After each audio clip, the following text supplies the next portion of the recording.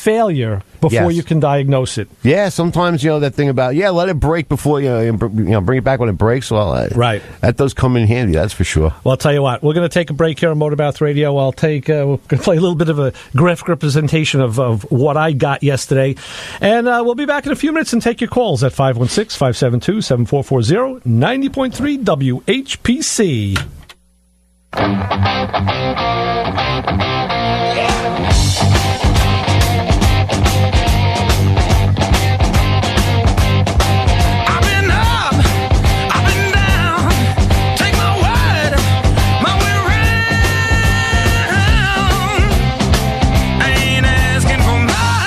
Nassau Community College presents Italian Heritage Day, Italian-American Women Breaking Barriers. This event is open to the public and is free admission.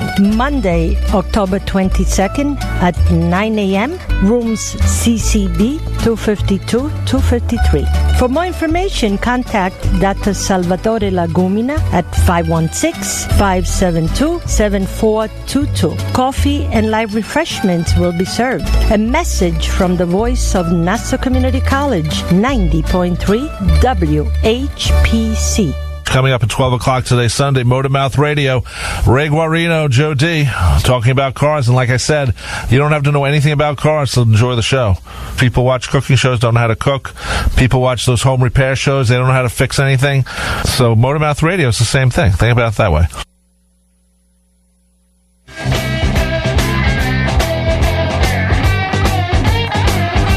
I did think about that, Rob. Thank you very much. More Motormouth Radio at your service. They let you think? Yeah, no, they don't let me think. they try not to, but I try to evade them. Yes, because see, they made you cough. They sent where's your tinfoil hat? You should be having your tinfoil because you don't want them radio waves coming in and messing with your thought processes. There. I try the cloaking maneuver sometimes to get under their scanners. But yeah, but that doesn't work sometimes too. Unless you do like Arnold did in that Predator movie and cover yourself with slime. And then you can evade the thermal ones that way. And let's face it, it's nice having a day where I can take a shower and wear clean clothes and not have to worry about it. You could stay clean for at least 20 minutes, half an hour. Feel half human, I know you end up going to the shop in one form or another, and next thing you know, you are slime. You come back in another form or another. Yeah. So you can get in on the fun. 516-572-7440. Give us a call. Tell us about your car maladies or concerns, and we'll walk you through it. We've got a couple of them out there so far, So that's it. I'm back on the road. I'm going to wait and see. I'm going to order up some parts, and I don't know. We'll go from there. Yeah, because I think it might just be the calipers. Well, that's the thing. The brakes work. The brakes work because I see. The first thing you do is you look through the wheel and you look at the rotor. Is there a clean pattern on the rotor? Sure. And there are. So the brakes are working. It's the parking brake on just the one side I'm having an issue with. It's because then the slider doesn't work. Yeah, that makes sense. Well, it's with the parking brake that's giving me the problem. So I got the cable and I got some fluid down in there with a needle oiler. Mm-hmm. But the cables are so well sealed to keep water out. Right. What I'm going to do is go in and then I follow the path from the cable. It comes up from the right rear wheel. It goes up across the car and then under the big heat shield that goes up to the middle of the car. Unknown. Yeah. Well, I know where it goes, and that's where it goes to the lever that's on the floor. So I'm going to take open the console up and try and attack it from there, move it from that side, and see if maybe it's just a binding cable on that side. Yeah, remember, I'm going to date myself here. I remember like speedometer cables. Yes. We used to pull speedometer cables out, just take a handful of speedometer cable goop, grease, whatever. Run, put it in your hand, slide the cable through, and then put it back in the casing without removing it totally from the car. And that used to fix all those little squeaky things that you used to get. Yeah, I've been using a product called Dry Slide. I got it from back in my early motorcycle days. It's a liquid graphite, and it's black. So when you get it on your fingers, it's there for a good long time. So let's go back to the phones and the fun and say hi, caller. You're on with the Motor Mouths. Hey, good morning, gentlemen.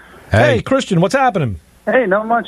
Been so long since I called. I called the wrong number. I was thinking about you last night. Wonder what the heck happened to you. Yeah. I've just been busy. You know what it is? Every past few Sundays, I've been either upstate or doing something. So, but I'm still. Life gets in the way. Good. I miss anything? Lots of the usual festivities. We had our there's always fun-filled stuff which you could always catch up on the download. By the way, here's our shameless plug for the download. That's right. I never made it to Belmore this year, really, and that's crazy. I didn't either. Me neither. I live down the block. Me 3. Yeah. No, really? That's what happens. I mean, sometimes when you're actually in the trade and you spend the entire day. Shoemaker's kid. There you go. And the thing is that my mantra used to be, I hate cars. I hate people with cars. I want to go home on a horse. You did say that was on one of our earlier promos, right? Yeah, and sometimes it's like, you know what? I'm done. I just fixed I just did 7 cars or whatever. Yeah. I don't want to see nobody else's car. I don't want to talk about nobody else's car. Yeah. I don't care what your tire pressures are. I don't care what your carburetor float height is. I'm just going to sit home and watch TV. And then what do? You say, yeah, I'll be a co-host on a radio show all about cars. Okay. Yeah. That means I just smacked myself in the one. Yeah. Well, that's why I watch a lot of horror films this time. Yeah. Especially like the ones from the 70s. Right. Oh, I thought you meant like the car show. No, I was thinking about the political stuff. Oh, that too, yeah. Oh, that too. Oh, God, talk about a horror show. But anyway. Is it a big relief now, or what? Are we all good? Yeah, we're all good. Until the next time. Right. I'm not going to get political. No, we're not going to go there. I'd rather talk about 70s horror films and hot chicks that are getting, Well, let me ask you this. I'm sure you watch Svengoolie, right? Svengoolie? Yes. Yeah. Well, of course. Yeah, we go back and forth with that. Yep. He does some pretty cool stuff. He'll pull some weirdo movies out of the out of the hopper. Definitely that guy, I was hitting Ray up because they had Monsters Go Home. Right. And then you were watching something else, and then you had me going back and forth like a bunch of maniacs. Christian and I have this long habit of we'll be watching TV and texting each other and comparing the shows we're watching. Randomly. The one time we did come together was on The Song Remains the Same. Yeah. And women's curling. Yeah. We were watching women's curling at like 1 a.m. and like, hey, check out that shot. Wow, look at that. Wow, nice sweep. I'll get ready this year. Don't worry. It's coming. Yeah, I know. But no, it's just been a crazy summer. I feel so out of the loop. And the thing was, a few weeks back, I went to the Brooklyn Invitational for the bike show. Yeah. And then the week after that was the Indian Larry block party. Right. Which I missed. And then after that, and that's because on Saturdays. And then after that, they had the Rumbler show. Right. Back under the BQE. Yeah. Now, I know you usually go to the bike stuff because you could actually drum up business at those shows. Well, that was part of it, yes. Of course. Hey, listen, shameless self-promotion. There's nothing wrong with that. Yeah, showing your face, whatnot. Yeah, why not? That's all part of networking. Right. Actually, that Brooklyn show, Matt from Long Island Racing went down to Jersey because the Jersey race was at the New Jersey Motorsport Park, and he had, he was going down and had some crankshafts that were going down there to a sprint car guy that we were selling cranks to, and then the guy sent us another crank that we lightened. So we've been crankshaft lightening, machine work now. By lightning, I guess you're drilling them? No, we're knife them. Oh, knife edging them. Nice. Oh yeah. Now, so we just took a Suzuki crank and we took like almost over 2 pounds out of it. Wow. So we're waiting to see it took a lot of work to balance it out, but we managed. So now what does it go from 12,000 to 20,000 RPM? Oh, it's the torque. It picks up the torque so fast. Yeah. That it and especially with the sprint cars, you're trying to keep that torque up. Uh-huh. You're going to have to come out of the turn. Well, that's it. I mean, that's been the whole thing all along. It was keeping the power band, tailoring that cam to the rest of the combination to keep it right. That's why we try and everything else around it. Yeah, we're trying to build everything from the crank up now, specialized for certain applications like that. Obviously, in drag racing, you need inertia, and then get you out of the 60-foot. Right. So that's a whole other game. And I just worked on a bike that one of my buddies went up to Lebanon Valley yesterday because he at least got some five passes in yesterday. Mm-hmm. But I put a brand new drag tire on for him, like a real sticky tire that ended up blowing the clutch on the bike because the clutch couldn't handle the sticky tire. Yeah. He said he after he did the burnout, the track prep was so good up there that he couldn't even roll the bike up to the staging line. It was like stuck to the track. Right. Think about it, Chris. You know this. In the old days of like the AAF, the rails, the early days, the rear tires were the slip device on those cars. Yes. They would smoke the tire. That was their way of saving. That's luckily, I mean, it's just the way the tire technology was, but that saved everything else. When they started getting sticky tires, I mean, stuff started breaking immediately. But that's why we need to make drag racing great again. Yes, right. And let them come out and run it just like they did back then. Right. Yeah. No prep. Yeah. Poke the tires out of the hole. Yeah. At a nostalgia event here on Long Island. Yeah, here on Long Island. That's as political as I'm getting today. That could be the platform for 2020. Let's see if we can work that one in, yeah. But, that's even, the guy had the V8 drag bike. He used to actually launch the bike off to the side. We were just talking about him. Yeah. Not Elmer Trett. No, he was... As soon as I hang up, I'm going to be like, oh, there it is. I know who you're talking about because I've seen him. I've seen him. 70s, naturally aspirated, it was an injected alcohol, small block V8 bike, sidewinded. Right. Big tire. And, he would purposely launch off the side so he could slip and blow the tire away. Right. It was the torque of the bike that he was overcoming with the yeah. And that was the thing, that's how guys, that's why, the argument could go on. I've been parts of it for years. Now they say with the way racing is today, they took so much of that out of the hands of the driver. Everything is computerized.